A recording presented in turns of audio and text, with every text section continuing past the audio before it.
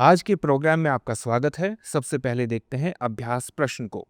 भारतीय सेना को अपाचे AH-64E अटैक हेलीकॉप्टरों की पहली खेप मिलेगी। आपके सामने ऑप्शन है जुलाई 2025 में, अगस्त 2025 में, सितंबर 2025 में, अक्टूबर 2025 में। इसका सही उत्तर होगा ऑप्शन ए यानी जुलाई 2025 में।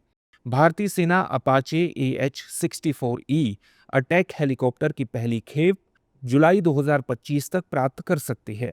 15 महीनों से लंबित इस डिलीवरी के तहत कुल 6 हेलीकॉप्टर मिलेंगे।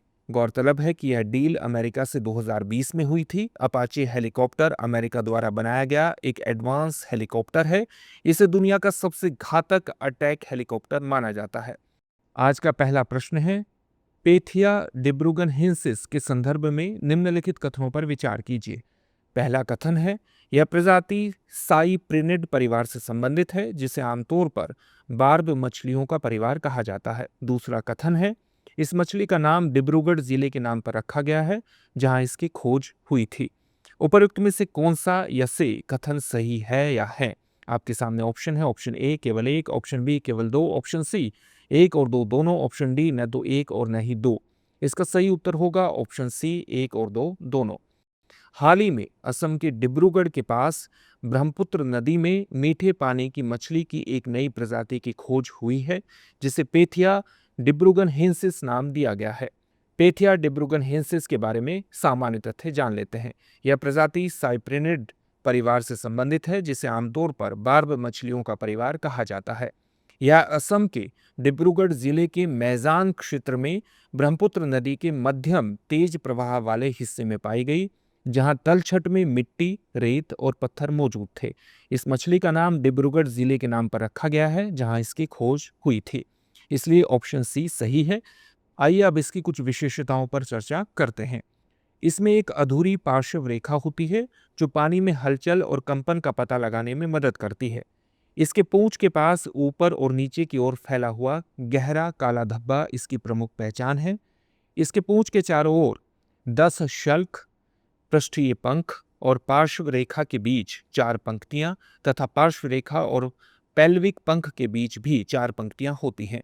अगला प्रश्न है, हाल ही में आंध्र प्रदेश सरकार ने वर्षा ऋतु के दौरान मच्छरों की समस्या से निपटने के लिए किस तकनीक का उपयोग करने वाली पायलट परियोजना शुरू की है? आपके सामने ऑप्शन है। ऑप्शन ए ड्रोन तकनीक, ऑप्शन बी कृत्रिम बुद्धिमत्ता, option C internet of things, option D robotics.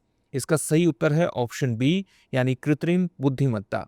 हाल ही में आंध्र प्रदेश सरकार ने वर्षा ऋतु के दौरान मच्छरों की समस्या से निपटने के लिए एक पायलट परियोजना शुरू की है, जिसमें कृत्रिम बुद्धिमत्ता का उपयोग किया जाएगा। इस स्मार्ट मच्छर निगरानी प्रणाली को राज्य के 6 नगर निगमों विशाखापट्टनम, विजयवाड़ा, काकीनाडा, राजमहेंद्रवरम, नेल्लोर और कुर्नूल के 66 स्थानों पर लागू किया जाएगा। इस परियोजना का उद्देश्य रोगों की रोकथाम में सुधार करना, सार्वजनिक स्वास्थ्य सुरक्षा को बढ़ावा देना और मच्छर जनित रोगों से उत्पन्न आर्थिक बोझ को कम करना है। इस प्रकार से विकल्प बी ठीक हो जाएगा। स्मार्ट मच्छर निगरानी प्रणाली पायलट परियोजना के बारे में सामान्य तथ्य जान लेते हैं। यह प्रणाली एआई आधारित मच्छर सेंसर, ड्रोन और इंटरनेट ऑफ थिंग्स उपकरणों का उपयोग करेगी, जो निम्नलिखित तत्वों की निगरानी करेंगे: मच्छर की प्रजाति, लिंग, जनसंख्या घनत्व और मौसम की स्थिति जैसे तापमान, आर्द्रता। इस प्रणाली का उद्देश्य मच्छरों की संख्या को सुरक्षित, प्रभावी और कुशल तरीके से ट्रैक और नियंत्रित करना है, ताकि मानसून के मौसम में डेंगू और मलेरिया जैसे रोगों की बढ़ती घटनाओं पर काबू पाया जा सके। इस प्रकार से ऑप्शन बी सही हो जाता है। यह प्रणाली पारंपरिक अंधाधुंध छिड़काव के बजाय डेटा आधारित और लक्षित कार्रवाई सुनिश्चित करेगी। इसमें ड्रोन का उपयोग लार्विसाइड के छिड़काव के लिए किया जाएगा, जिससे कम समय, कम रसायनों और कम लागत में अधिक क्षेत्र को कवर किया जा सकेगा। ये प्रणाली एक रियल टाइम डैशबोर्ड डेटा को केंद्रीय सर्वर पर भेजेगा, जिससे निरंतर निगरानी और तेजी से प्रतिक्रिया संभव होगी। अगला प्रश्न है, हाल ही में प्रधानमंत्री नरेंद्र मोदी को अर्जेंटीना की राजधानी ब्यूनस आयर्स में किस सम्मान से नवाजा गया है? आपके सामने ऑप्शन है की टू द सिटी, गोल्डन की, विश्व नागरिकता सम्मान या सिटी ऑफ ऑनर। इसका सही उत्तर है ऑप्शन ए यानी की टू द सिटी। हाल ही में प्रधानमंत्री नरेंद्र मोदी को अर्जेंटीना की राजधानी ब्यूनस आयर्स में की टू द सिटी से सम्मानित किया गया है। इससे पहले प्रधानमंत्री नरेंद्र मोदी को त्रिनिदाद और टोबैगो का सर्वोच्च नागरिक सम्मान the order of the Republic से नवाजा गया था। की टू द सिटी के सामान्य तथ्य हैं। यह भारत और अर्जेंटीना के बीच गहरी मित्रता और विश्वास का प्रतीक है। यह सम्मान प्रधानमंत्री मोदी को ब्यूनस आयर्स के सिटी गवर्नमेंट के प्रमुख जॉर्ज मैक्री द्वारा दिया गया है। आइए अब जानते हैं अर्जेंटीना के बारे में। यह दक्षिण अमेरिका में स्थित एक देश है। इसकी राजधानी ब्यूनस आयर्स है।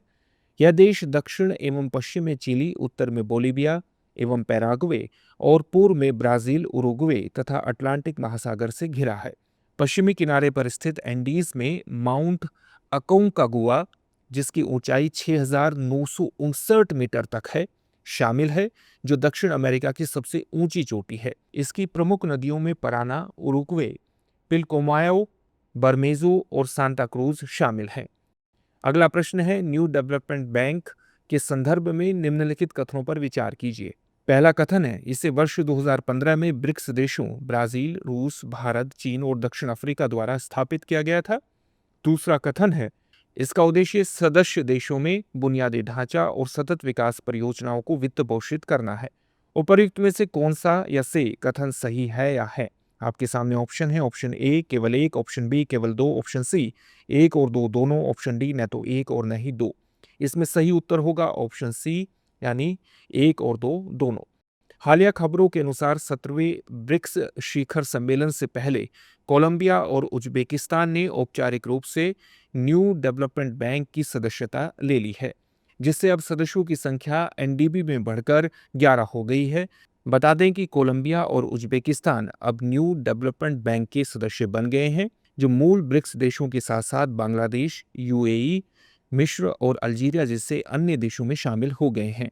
गौरतलब है कि यह कदम वैश्विक वित्तीय परिदृश्य में एनडीबी के बढ़ते प्रभाव और उभरती अर्थव्यवस्थाओं में बुनियादी ढांचा और सतत विकास को बढ़ावा देने में इसकी भूमिका को दर्शाता है।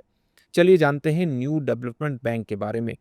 इसे वर्ष 2015 में ब्रिक्स देशों ब्राजील, रूस, भारत, चीन और दक्षिण अफ्रीका द्वारा स्थापित किया गया था। इसका उद्देश्य सदस्य देशों में बुनियादी ढांचा और सतत विकास परियोजनाओं को वित्त पोषित करना है।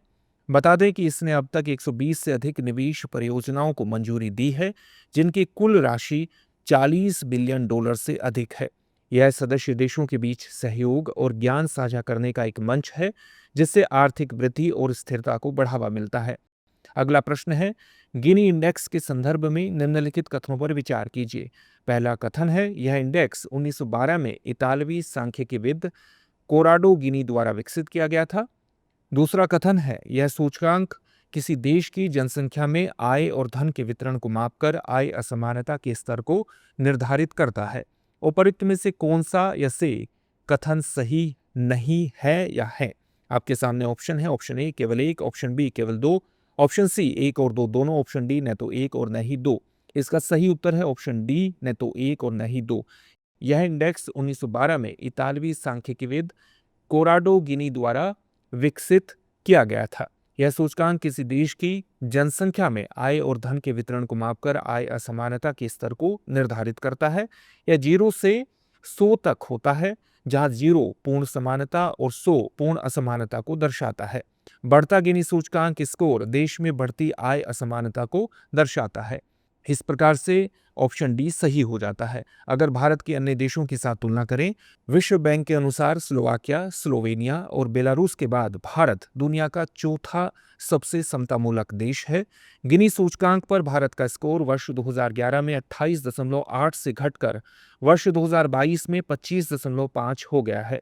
भारत का स्कोर चीन, जिसका स्कोर 35.7 है, जर्मनी जिसका स्कोर 31.4 है, यूनाइटेड किंगडम जिसका स्कोर 34.4 है और संयुक्त राज्य अमेरिका जिसका स्कोर 41.8 है से बेहतर है। 67 देशों में से भारत को मध्यम रूप से कम असमानता श्रेणी में रखा गया है।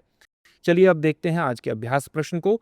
निम्नलिखित में से किस संगठन ने सी फ्लड प्रणाली विकसित की है?